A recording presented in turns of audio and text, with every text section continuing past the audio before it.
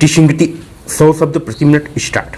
अध्यक्ष महोदय, नई तालीम में मेरी रुचि उसी दिन से रही है जिस दिन प्रातः स्मरणीय पूज्य महात्मा गांधी जी ने इस विषय पर विचार करने के लिए पहल एक सम्मेलन वर्धा में किया था, जिसमें देश के कुछ शिक्षा शास्त्री और राष्ट्रीय शिक्षा से संबंध रखने वाले कार्यकर्ता आमंत्रित थे।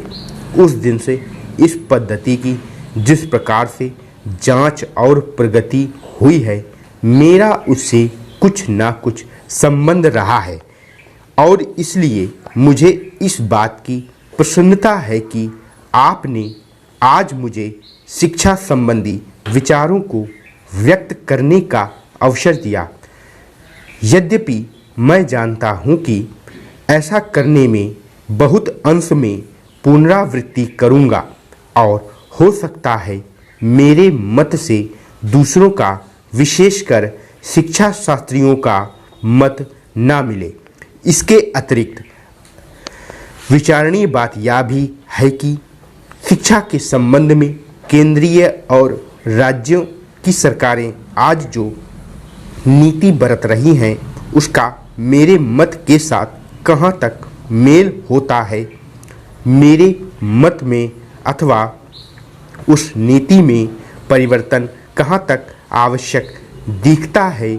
इसलिए मैं आशा करता हूँ कि मैं आज जो कुछ कहूँगा वह व्यक्तिगत विचार के रूप में ही समझा और देखा जाएगा और उस पर आप निर्भीकता पूर्वक और निर्लिप्त रूप से भली भांति विचार करेंगे।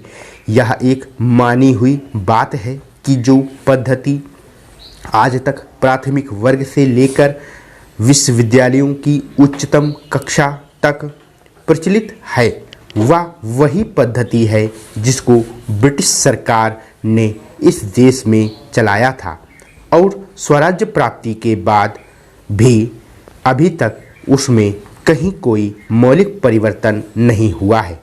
उसके लिए हम किसी को दोषी भी नहीं ठहरा सकते, क्योंकि जिस प्रकार शांतिपूर्वक हमें स्वराज्य प्राप्त हुआ, उसमें यह अनिवार्य था कि स्वराज्य के साथ साथ वह शासन पद्धति, शिक्षा पद्धति तथा सारा उपक्रम जो अंग्रेजी राज्य में प्रचलित था, उस परिस्थिति के प्रकाश में विचार करें और जो कुछ परिवर्तन आवश्यक जचे उसे अमल में लाया जाए।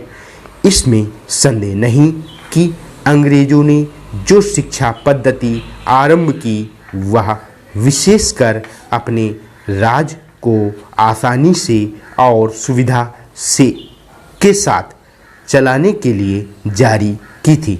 उसके साथ साथ उनके दिल और दिमाग में भी यह विचारधारा काम कर रही थी कि यहाँ की संस्कृति और साहित्य में कोई ऐसी चीज़ नहीं है जिसको वे अपनी संस्कृति, साहित्य इत्यादि की अपेक्षा अधिक अच्छा समझें अथवा जिनको वे बनाए रखना उचित समझें।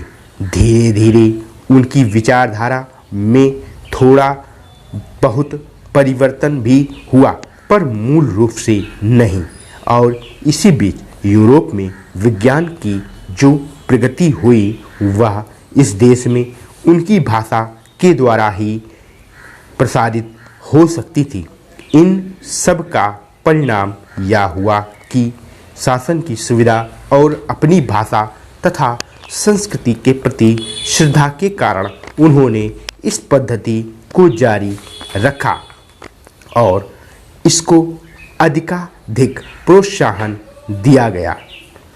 इसमें कोई संदेह नहीं कि हमारी कई पीढ़ियों ने जो शिक्षा पाई, इसी पद्धति से पाई और इसको अधिकाधिक प्रोत्साहन दिया गया। अध्यक्ष महोदय, कुछ लोगों का विचार है कि हमारी अपनी भाषा ही ऐसी भाषा हो सकती है जो केवल शिक्षालयों के लिए ही नहीं बल्कि प्रत्येक व्यक्ति के लिए शिक्षा का माध्यम बन सकती है, और जब तक उसको माध्यम बनाने की ओर ध्यान नहीं दिया जाएगा तब तक शिक्षा इने गिने लोगों की ही वस्तु रहेगी और जनसमूह के जीवन तक नहीं पहुंच सकेगी। दूसरी विचारधारा यह है कि आज के विज्ञान युग में हम इस देश को यूरोपीय विचारधारा से अलग नहीं रख सकते और ना इसका अलग रहना वांछनीय है, और इसलिए कम से कम उच्च शिक्षा अंग्रेजी के माध्यम द्वारा ही दी जानी चाहिए। यदि ऐसा नहीं किया जाएगा तो हम जीवन की दौड़ में और देशों की तुलना में पीछे रह जाएंगे और प्रगति नहीं कर सकेंगे। यह बात केवल शिक्षा के माध्यम के संबंध में ही नहीं बल्कि विचार करके देखा जाए तो बहुत गहरी है और सारी पद्धति के संबंध में है।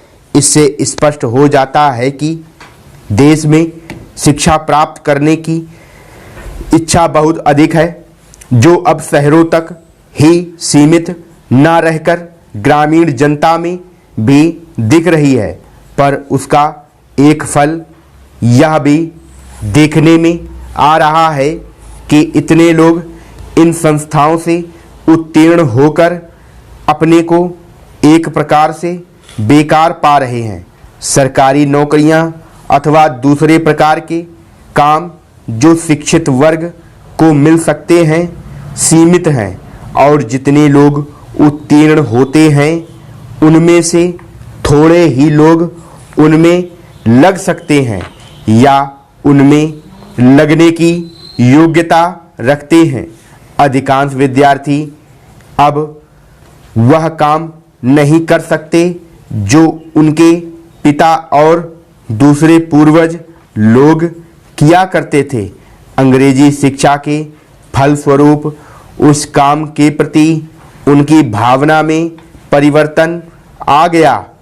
परिणाम यह हुआ कि बेकारी बढ़ी और उसके फलस्वरूप जीवन के प्रति असंतोष और उपेक्षा की भावना को बल मिला।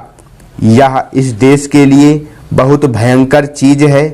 इसलिए हम इस विषय पर मौलिक रूप से विचार करें कि जो पद्धति आज चल रही है और जिस पर हम इतना व्यय करके युवक और युवतियों को बहुत बड़ी शिक्षा में बहुत बड़ी संख्या में शिक्षित कर रहे हैं, वह आज की परिस्थितियों के कहाँ तक अनुकूल और लाभदायक है। महात्मा गांधी ने इस आने वाली परिस्थिति का अनुमान लगाकर यह निश्चय कर लिया था कि यदि इस देश में अमीर और गरीब प्रत्येक भारतवासी के लिए शिक्षा आवश्यक है तो वह इस पद्धति से नहीं दी जा सकेगी, क्योंकि इसमें व्यय इतना है कि यह देश उस भार को नहीं उठा सकेगा। इन्हीं दोनों विचारों से उन्होंने नई तालीम की पद्धति निकाली, जिसको अन्य देशों के उच्च कोटि के शिक्षा शास्त्रियों ने भी शास्त्रीय ढंग से विचार करके उपयोगी और लाभदायक ठहराया।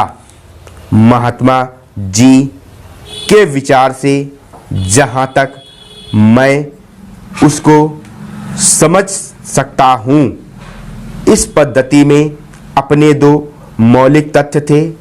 एक तो इसमें शिक्षा केवल पुस्तकों के द्वारा ही दी जाए। स्टॉप।